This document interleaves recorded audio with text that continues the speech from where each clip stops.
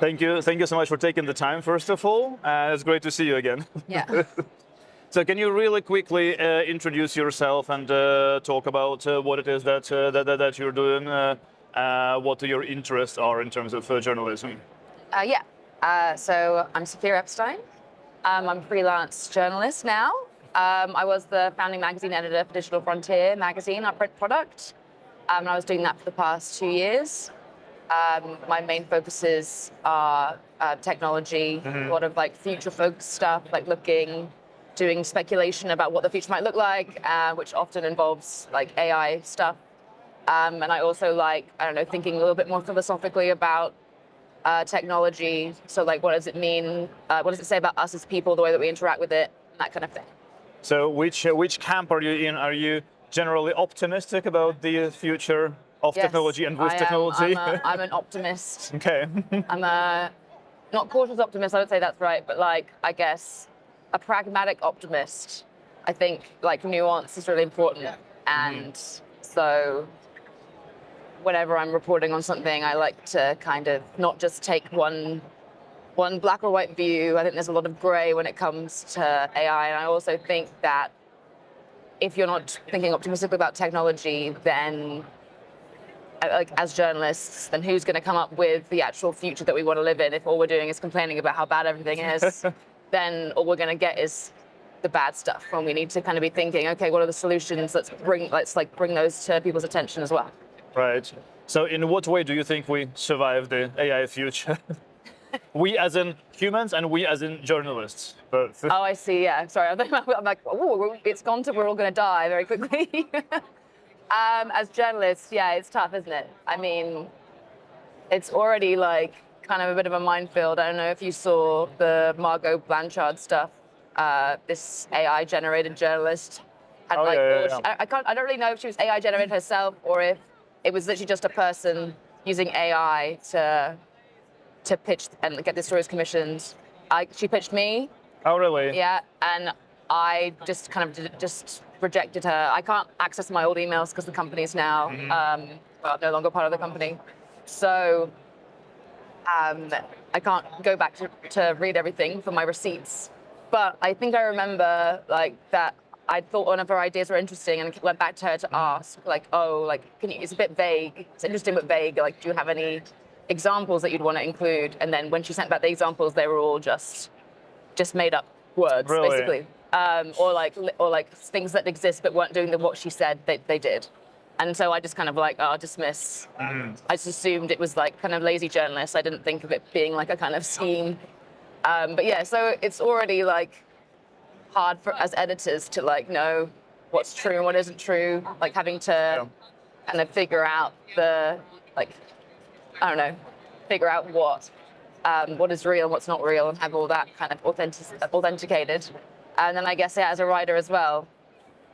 Yeah, I mean, it's not super heartening the way that it's going. But then, wait, you're the optimist, right? Remember? Yeah, I know. But I spoke to someone earlier, like yesterday, someone who's like an angel investor, and I was like, oh, where'd you get your information? And she said, oh, I read like the Perplexity news feed. I was like, oh man. I mean, like, I think it's good, but I feel like I would like to think that people still like to read, maybe not necessarily like human written news stories, because I feel like maybe that's not super valuable, but like the kind of human told stories, like features and like where you get to know someone's impression of a person. You're like, this person met this founder and this is what their impression of them was, I think means more than like just like a summarization of what that person's done by a chatbot. I wonder whether an AI editor would have accepted the pitch from an AI writer. Yeah, I wonder. Maybe. They'd probably be like, this is so good. You're amazing. I've never heard a better idea than this. But then, yeah, we can just end up with, AI writers pitching to AI editors and then everything being read by AI audiences, then like Perplexity, for example. Yeah, and then just summarizing bullet points. Yeah. I mean, it sounds fun. Yeah, that might be where we're heading. But today we wanted to talk about something that you actually wrote, right? Yes, I did. I wrote it all by myself. Every word of it. Yes. So there was a really interesting piece in the Paper magazine Yeah. No less. Do you still have it at home, at least, like the paper? Yes, I do. I have a few. I took a few copies. All right. That's, You can still buy it actually. They've like. oh yeah, I saw it at the website. I was actually going to like get some archive for myself just to Yeah. remember that this existed. It's really interesting. So this one was Knowing You, Knowing Me, if I'm not mistaken, right? Yes, that's what it was called. Very well-crafted headline by our sub-editor, Sean. Yeah, and it's all about like basically, I kind of had like, I don't know, spoken to a couple of startup founders who were building with AI, and like they're like relatively like young companies, and the way that they were thinking about AI was like so like felt different from how like it's traditionally thought of. Like everyone's always like, AI is just a tool.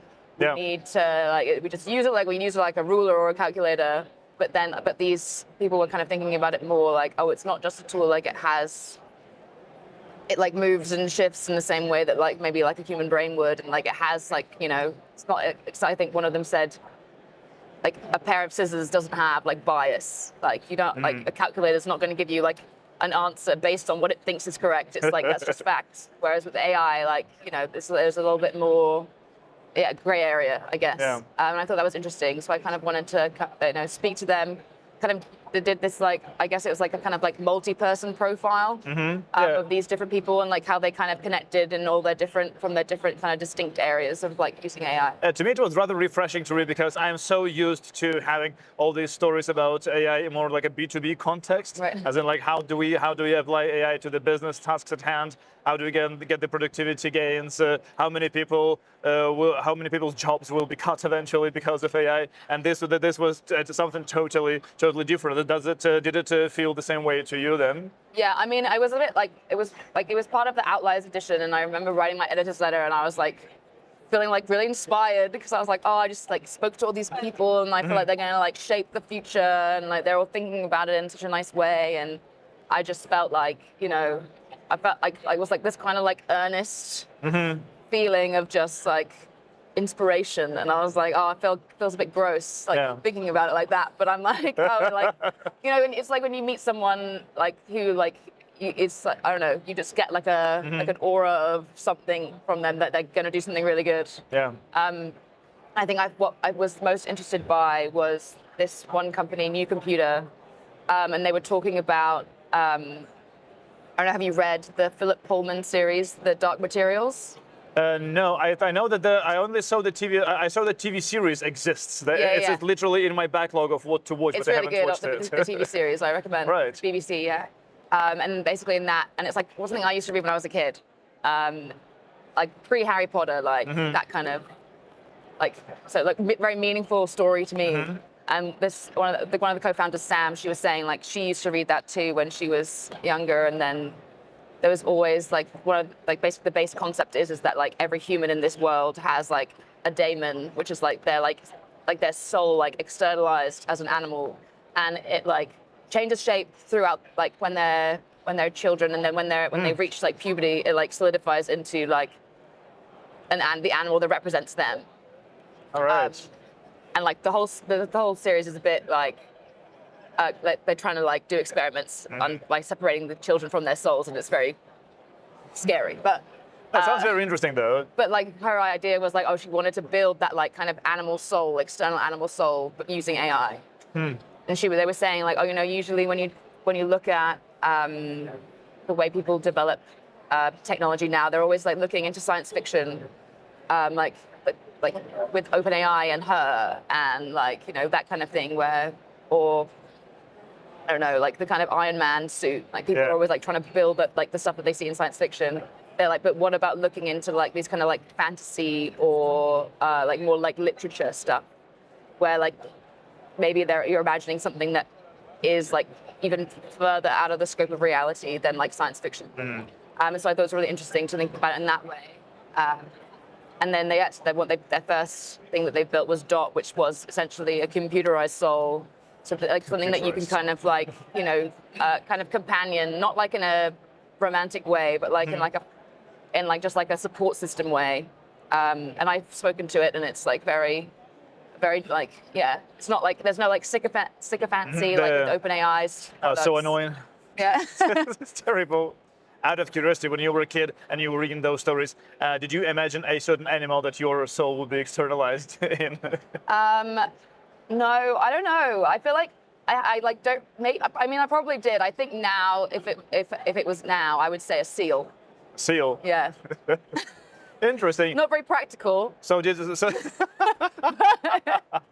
so did you so you did talk to your seal during the like when you were working on the story? I actually talked to Dot, Yeah. when I was writing it, and I asked Dot what question to ask. Some questions to ask them, and then I was like, oh yeah, I asked Dot to ask a question to you, like this is what they said, and that was quite fun.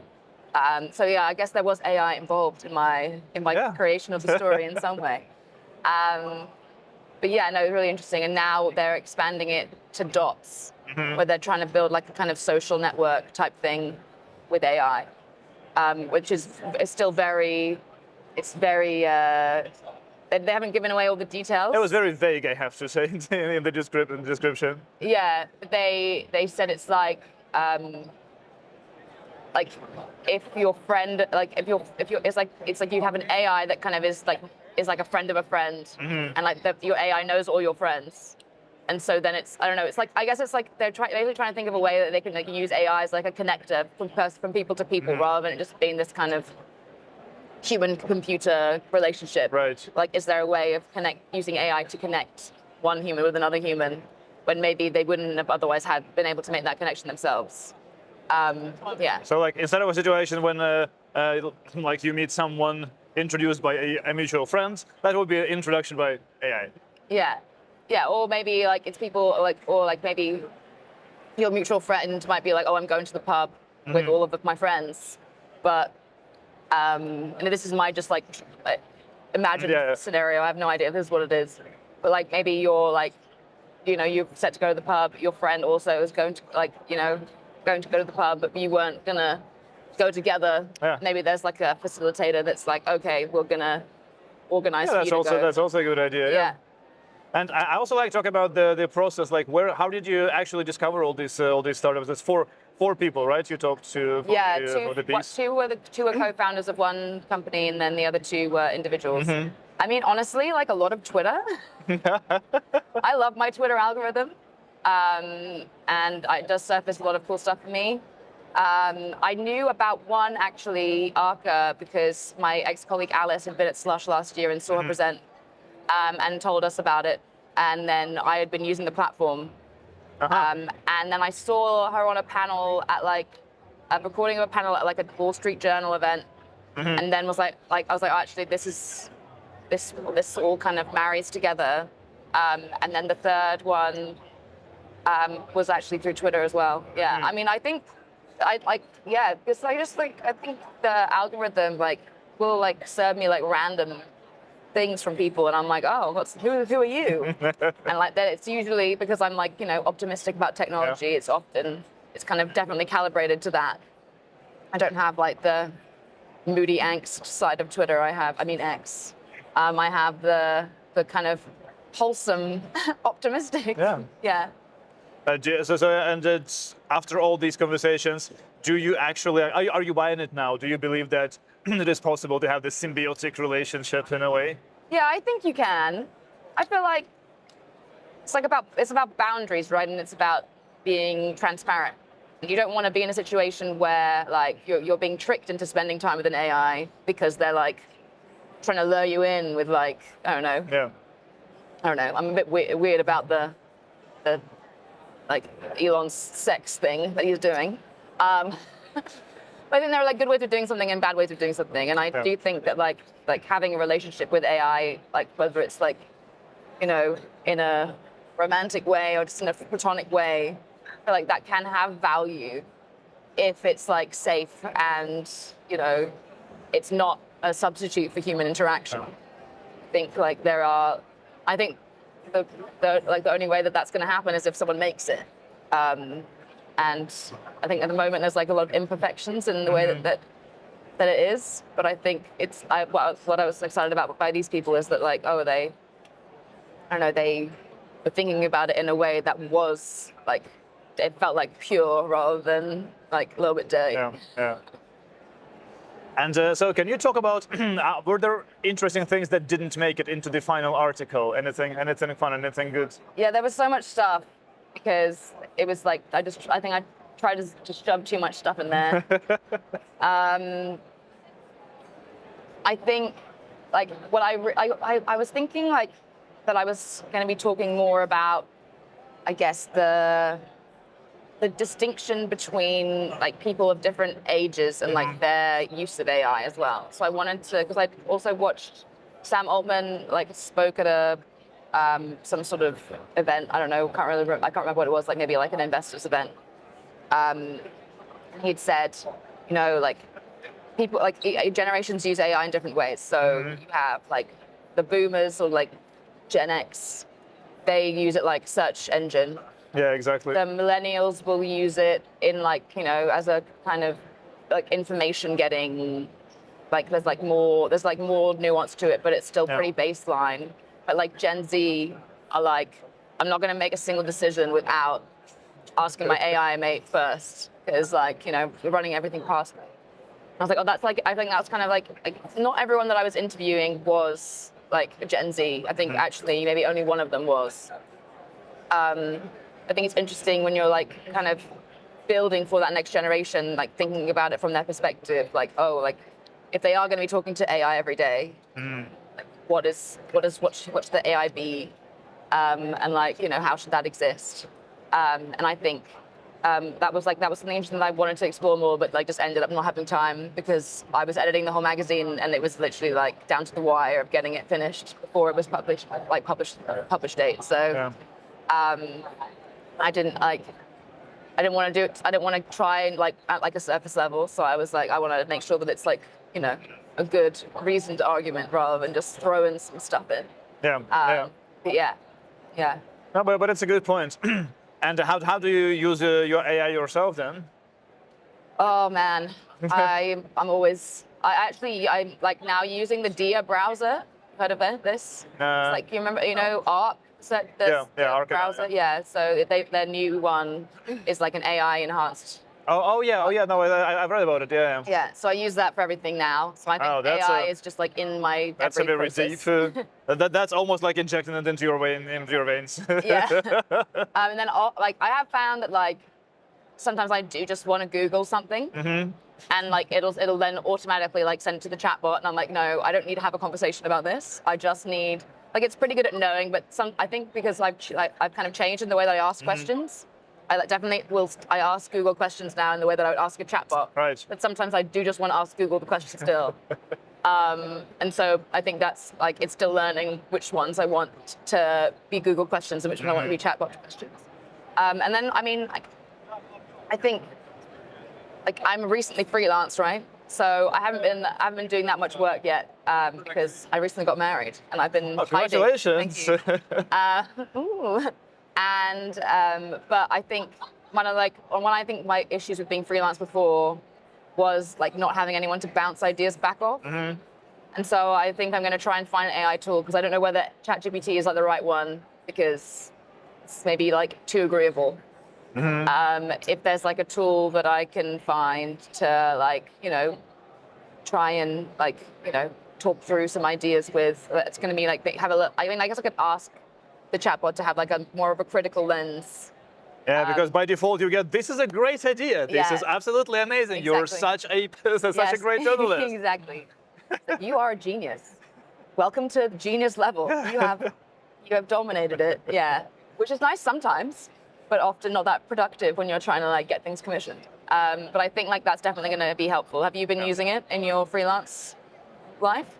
Somewhat, not to an extent as getting this like very AI-enhanced browser. I'm using Firefox. I'm an old person, but I do use Notebook LM once in a while. Oh yeah. I think it's nice sometimes, but generally not as much. And I do have this like one chat with a chatbot where I have added a very long prompt, partially copy-pasted from the internet, about being a critical editor and like actually approaching whatever I'm asking it to do with a lot of like criticism, and it's working. It's actually working. I can tell that it's pretty good. Yeah. Okay. Which chatbot are you using? This is Claude. This is Claude. Yeah. Yeah. So, and it's really pretty good at like poking holes into in arguments sometimes, like especially if I'm showing like a written opinion piece, for example. It's pretty good at showing inconsistencies as well. So it's Yeah. rather decent. Yeah, that's exactly something that I would normally ask an editor to do, or like at least a friend. But in this case, I can actually do it much faster with more iterations. Yeah, and maybe actually, so I could start on ChatGPT, get all this like sycophantic business, come up with like a really long-winded idea, and then give it to Claude and be like, tell me what's wrong with this. And my whole process will be like a lovely streamlined situation. Yeah. I found that recently whenever I try and use Claude, it says no. It's like, No. there's no, it's like we are overloaded with questions. We can't yeah, deal yeah, with you. it does happen once in a while. Yeah, maybe I've that been is true. unlucky with my timings. I feel like they're trying to get me to get them to pay. Use Pro. Could be. Yeah. Then you get like priority access to everything, I guess. Right. So so what are you up to now? Where can people find your work? Where can people follow you? They can follow me on Twitter. My Twitter is Sophstein, @Sophstein, because I didn't use my full last name because you can imagine why. Even though when I made my Twitter, there wasn't any Epstein files, so yes. I'm also on LinkedIn, and I'm also on Substack. Started a Substack called Open Tabs, which is very exciting. I think, I feel like it's the newsletter I was doing when I was still at Digital Frontier. It's all about like exploring the like unusual corners of the internet and also like speculating about the future. And I'm like hoping I'll be able to do like more like profile pieces on it as well. So, yeah, just trying to be able to give myself a bit of accountability to do writing that I actually want to write, while I also, try and pitch more practical things that will get published. So I think a lot of places, there's not really the appetite for like super speculative stuff. Yeah. People want like, So you're open for commissions now? I'm open for commissions. I'm available and keen. Perfect. Sophia, thank you so much once again for joining. Thanks a million. Once again, great seeing you, and good luck with your work. Yes, thanks so much.